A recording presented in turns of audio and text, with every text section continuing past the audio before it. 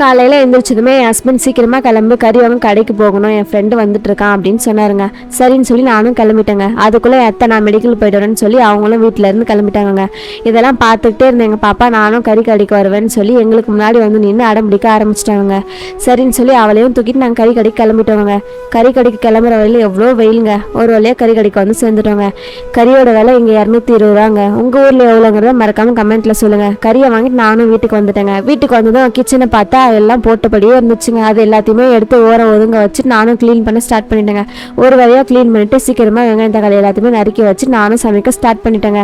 அதுக்குள்ளே என் ஹஸ்பண்டோட friend call பண்ணி நான் வந்துட்டு என்னை வந்து பிக் பண்ணிக்கோன்னு சொல்லி கூப்பிட்டாருங்க. இவரும் அவரை கூப்பிட்றதுக்காக கிளம்பிட்டாருங்க. நானும் ஒரு வழியாக சமைச்சு கொண்டு வந்து வச்சுட்டேங்க. அதுக்குள்ளே என் ஹஸ்பண்டோட ஃப்ரெண்டும் அவரும் வீட்டுக்கு வந்துட்டாங்க. நானும் சமைச்சிட்டு எல்லாமே எல்லாரும் ஒன்றா உட்காந்து சாப்பிட்டோங்க. சாப்பிட்டுட்டு எல்லாருமே சூப்பராக இருக்குன்னு சொன்னாங்க.